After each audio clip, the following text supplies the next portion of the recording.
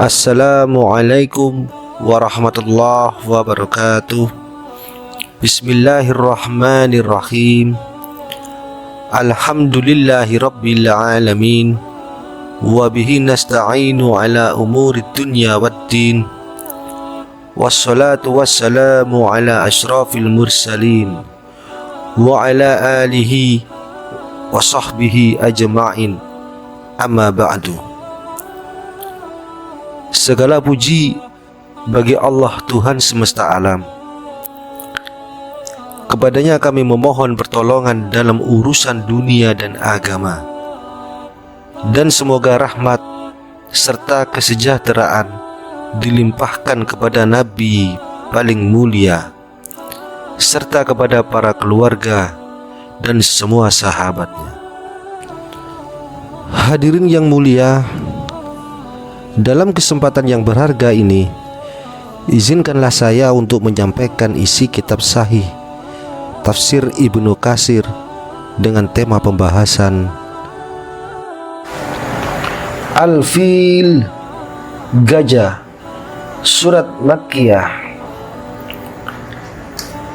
Ini merupakan salah satu dari nikmat yang dengannya Allah menguji kaum Quraisy, yaitu mereka terhindar dari pasukan gajah yang telah bertekad bulat untuk menghancurkan Ka'bah serta menghilangkan bekas keberadaannya.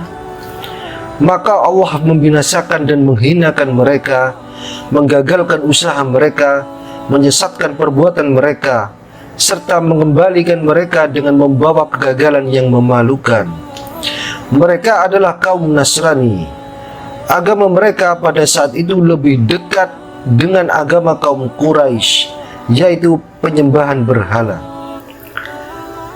Tetapi peristiwa itu termasuk tanda sekaligus pendahuluan bagi pengutusan Rasulullah, sebab menurut pendapat yang paling populer, pada tahun itu beliau dilahirkan. Secara tersirat, Allah Ta'ala mengatakan, "Kami tidak menolong kalian, wahai sekalian kaum Quraisy, untuk mengalahkan kaum Habsyi, karena posisi kalian yang lebih baik daripada mereka. Akan tetapi kami menghancurkan mereka untuk memelihara Baitul Atiq atau Ka'bah, yang akan senantiasa kami muliakan, agungkan, serta hormati melalui pengutusan seorang Nabi yang ummi atau tidak dapat membaca dan menulis, Muhammad, penutup para nabi." Berikut ini kisah pasukan gajah yang disajikan secara ringkas dan singkat telah disampaikan sebelumnya. Dalam kisah Ashabul Ukhdud atau orang-orang yang membuat parit, bahwa Dzu Nuwas yang merupakan raja terakhir kerajaan Himyar, dia seorang musyrik. Dialah orang yang membunuh Ashabul Ukhdud. Ashabul Ukhdud adalah orang-orang Nasrani yang jumlahnya mendekati 20.000 orang. Tidak ada yang selamat darinya kecuali Dawus Dzu Thalaban. Kemudian Dawus pergi dan meminta bantuan kepada Kaisar Raja Syam yang juga penganut Nasrani. Kemudian dia menulis surat kepada Najasyi, Raja Habasyah, karena keberadaannya yang lebih dekat dengan mereka. Dia mengutus Dawus yang didampingi oleh dua orang amir, Aryad dan Abraha bin As-Sabah Abu Yaksum, disertai satu pasukan besar. Kemudian mereka masuk ke Yaman dan menyelinap ke rumah-rumah, hingga akhirnya mereka berhasil merebut kerajaan dari Himyar. Dzu Nuwas pun akhirnya binasa, tenggelam di laut.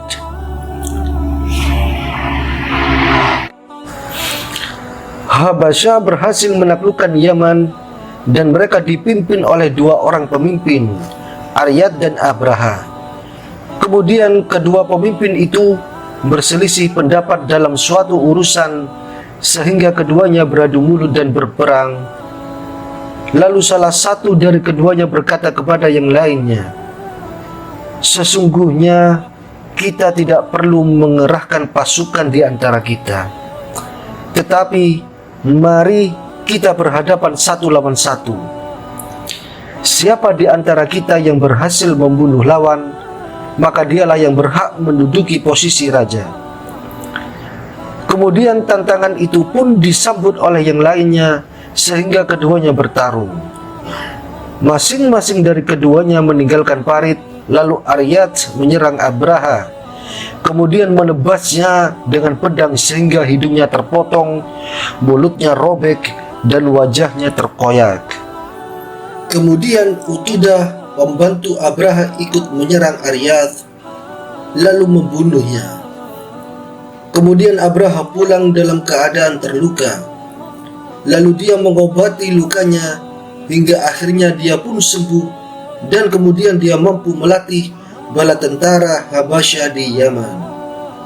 Selanjutnya, Najasyi menulis surat kepadanya yang isinya mencela apa yang telah dilakukannya, seraya mengancam dan bersumpah akan menduduki negaranya dan menelungkupkan ubun-ubunnya. Kemudian Abraham mengirimkan utusan kepada Raja Najasyi untuk menyampaikan rasa dukanya sambil berbasa-basi kepadanya. Bersama utusan tersebut, Abraham mengirimkan hadiah dan sekantong tanah Yaman.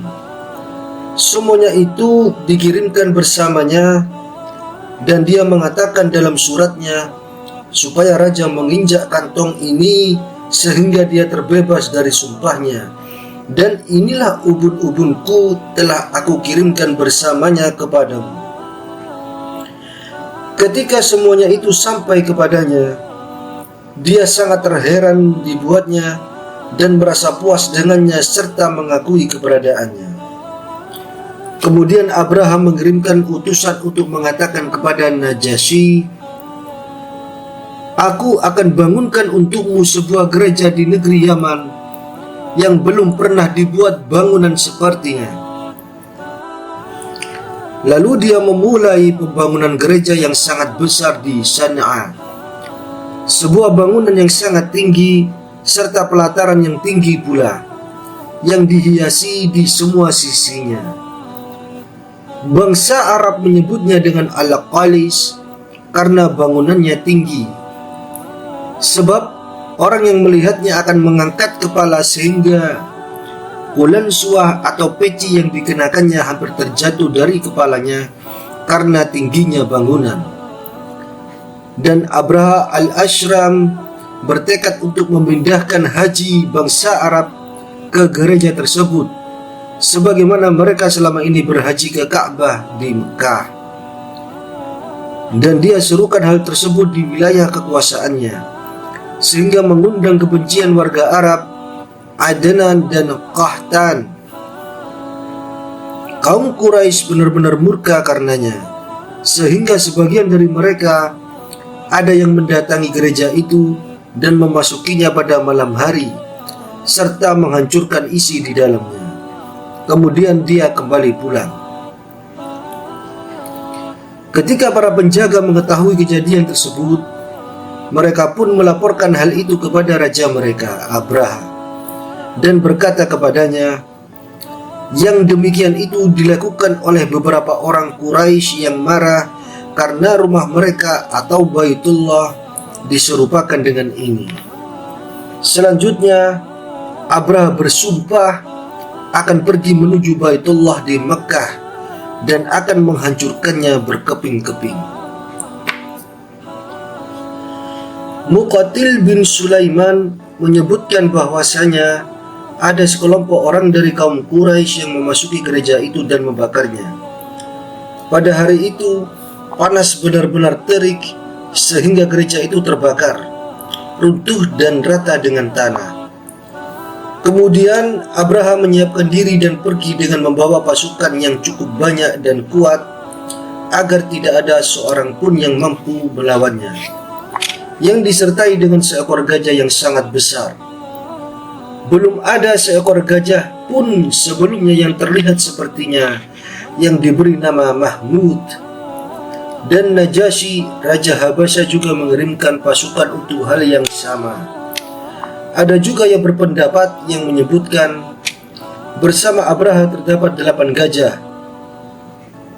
Ada juga yang mengatakan 12 gajah lainnya, wallahu a'lam, yang akan digunakan untuk menghancurkan Ka'bah dengan cara meletakkan rantai pada pilar-pilarnya, sedang ujung rantai lainnya diikatkan pada leher gajah.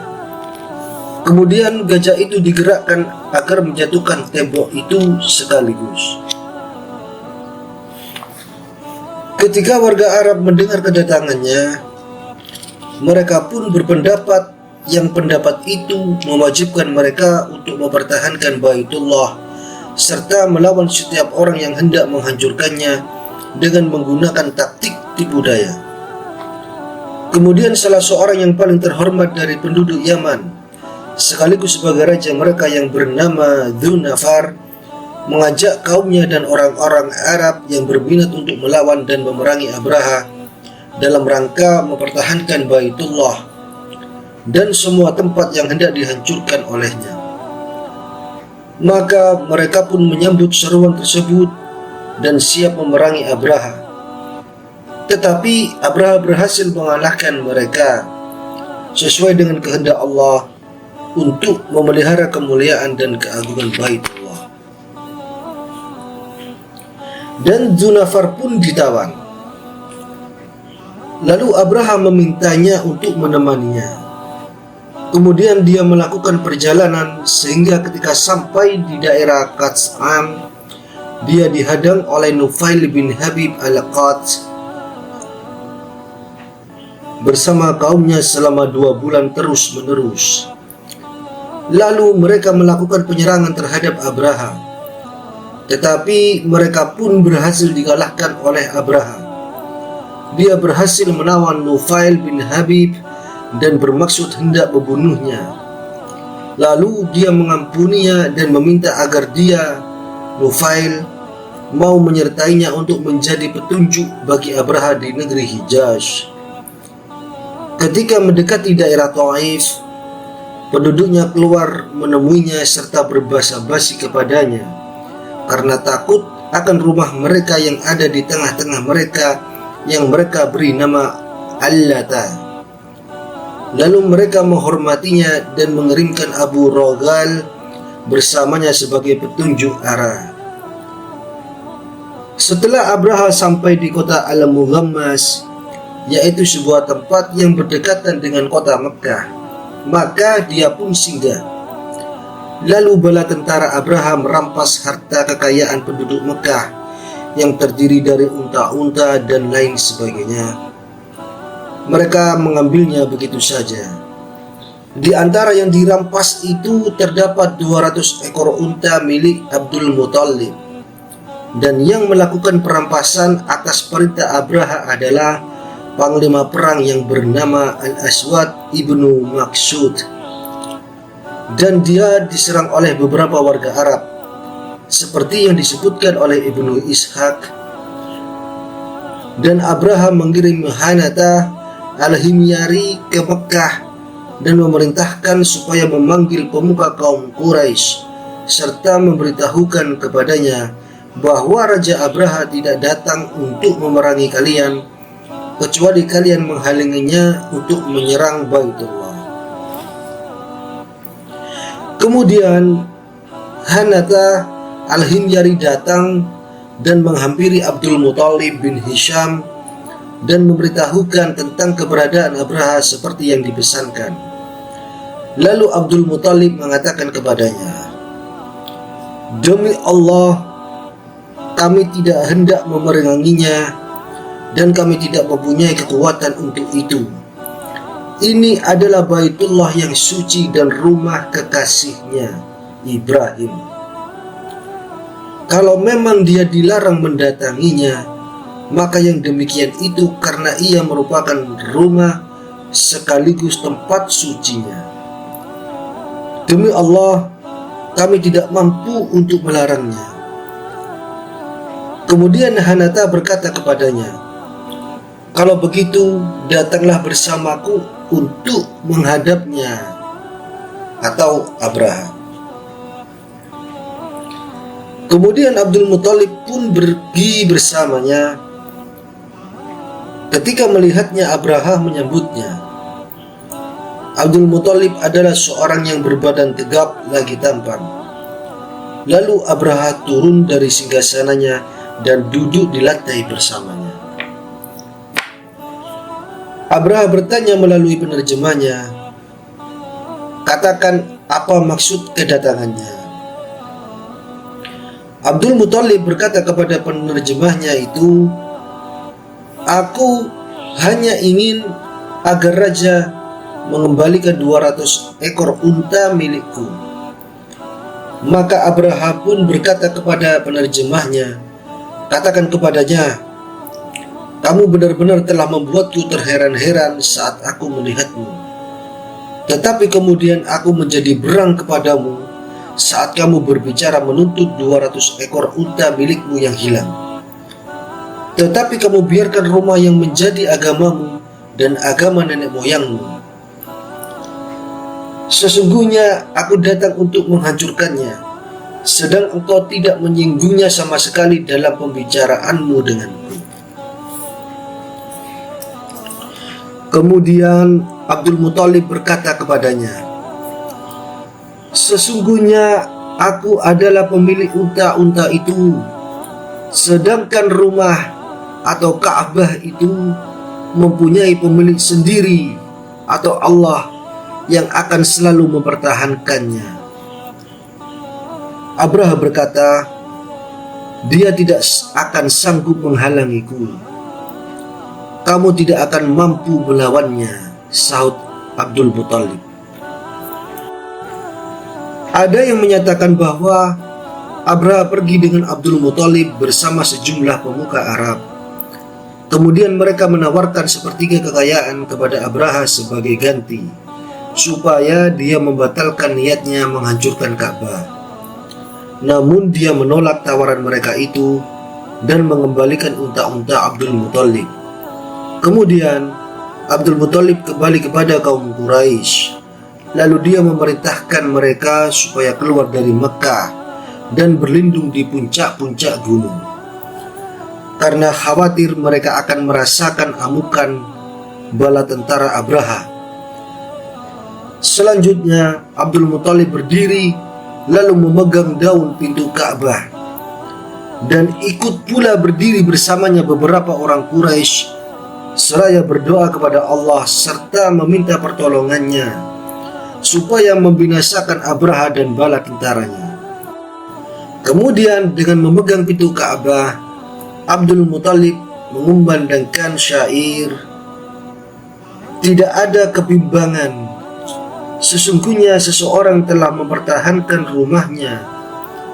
Karenanya pertahankanlah rumahmu. Kekuatan dan tipu daya mereka tidak akan pernah dapat mengalahkan tipu dayamu untuk selamanya."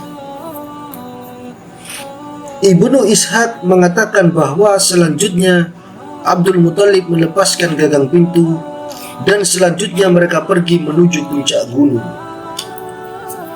Muqatil bin Sulaiman menyebutkan bahwa mereka meninggalkan 100 ekor anak unta di Baitullah dengan diberi kalung. Kemungkinan sebagian bala tentara ada yang mengambil sebagian darinya dengan cara tidak benar, sehingga Allah akan menuntut balas dari mereka. Pada pagi harinya, Abraha bersiap-siap untuk memasuki Mekah, dan dia pun telah menyiapkan gajahnya yang bernama Mahmud. Selain itu, dia pun telah menyiagakan pasukannya. Setelah mereka mengerahkan gajah mereka menuju Mekah, Nufail bin Habib datang hingga akhirnya berdiri di samping gajah itu, lalu memegang kupingnya dan berkata, "Duduklah hai Mahmud, dan kembalilah ke tempat asalmu, karena sesungguhnya kamu sekarang ini tengah berada di negeri Allah yang suci." Kemudian Nufail melepaskan kupingnya, dan gajah itu pun duduk berderum. Selanjutnya Nufail bin Habib keluar dan pergi hingga akhirnya mendaki gunung, sementara mereka memukul-mukul gajah agar berdiri. Tetapi gajah itu enggan berdiri. Kemudian mereka memukul kepala gajah itu dengan kapak, dan mereka memasukkan tongkat mereka yang berujung lengkung ke belalainya. Lalu mereka menariknya supaya ia mau berdiri, tetapi gajah itu menolak. Lalu mereka mengerahkannya kembali ke Yaman. Maka gajah itu berdiri dan berjalan cepat. Mereka juga mengarahkannya ke Syam, maka ia melakukan hal yang sama. Lalu mereka mengarahkannya ke timur, maka ia melakukan hal yang sama, yakni berjalan cepat. Kemudian mereka mengarahkannya ke Mekah, maka gajah itu pun duduk menderu. Selanjutnya Allah mengirimkan kepada mereka burung dari lautan semacam burung alap-alap. Masing-masing burung membawa 3 batu, 1 batu di paruhnya dan 2 batu lainnya di kedua kakinya. Batu itu sebesar biji kedelai dan biji adas, yang tidak seorang pun dari mereka yang terkena batu itu tersebut melainkan akan binasa. Tidak semua dari mereka terkena batu itu. Mereka pergi dan lari terbirit-birit menempuh jalan mencari Nufail agar dia mau menunjukkan jalan kepada mereka. Demikianlah yang mereka alami di daratan, sedang Nufail berada di puncak gunung bersama kaum Quraisy, dan warga Arab Hijaz menyaksikan siksaan yang ditimpakan Allah kepada pasukan gajah tersebut. Nufail berkata, "Di manakah tempat berlindung jika Allah sudah mengejar? Dan Ashramlah yang terkalahkan dan bukan yang menang." Ibnu Hisham mengatakan, Al-Ababil berarti kawanan, dan masyarakat Arab tidak menggunakan kata itu dalam bentuk mufrad atau tunggal. Sedangkan As-Sijil, Yunus, An-Nahwi dan Abu Ubaidah memberitahuku bahwa menurut masyarakat Arab, kata itu berarti yang sangat keras. Dia mengatakan, beberapa orang ahli tafsir menyebutkan bahwa keduanya berasal dari bahasa Parsi yang oleh masyarakat Arab dijadikan sebagai satu kata, di mana kata as-sanaj berarti batu, sedangkan al-jil berarti tanah liat. Lebih lanjut, dia mengatakan, dan batu itu berasal dari kedua jenis tersebut, yaitu batu dan tanah liat. Dia juga mengatakan kata al-as berarti daun tanaman yang belum dipotong. Bentuk mufradnya adalah asfah. Sampai di sini apa yang diucapkannya. Hamad bin Salama meriwayatkan dari Amir, dari Zur, dari Abdullah dan Abu Salama bin Abdurrahman, Tairon ababil. Dia mengatakan yaitu beberapa kawanan burung. Ibnu Abbas dan Ad-Dhahak mengatakan ababil berarti sebagian mengikuti sebagian lainnya. Al-Hasan Al-Basri dan Qatadah mengemukakan ababil berarti yang sangat banyak. Mujahid mengatakan ababil berarti sekumpulan yang saling mengikuti dan berkumpul. Sedangkan Ibnu Zaid mengatakan al-ababil berarti yang berbeda-beda, yang datang dari semua penjuru. Al-Kisai menyebutkan, aku pernah mendengar beberapa orang ahli nahwu mengatakan bentuk tunggal dari kata ababil adalah ibbil. Firman Allah Ta'ala, faja'alahum ka'asfin ma'kul. Lalu dia menjadikan mereka seperti daun-daun yang dimakan. Sa'id bin Jubair mengatakan, yakni jerami yang kaum awam menyebutnya dengan habur. Dan dalam sebuah riwayat dari Sa'id, yaitu daun gandum. Dan dari Ibnu Abbas, berarti kulit yang ada di atas biji, semacam penutup pada biji gandum. Ibnu Zaid mengatakan berarti daun tanaman atau daun kol jika dimakan oleh binatang, lalu dikotori sehingga menjadi kotoran.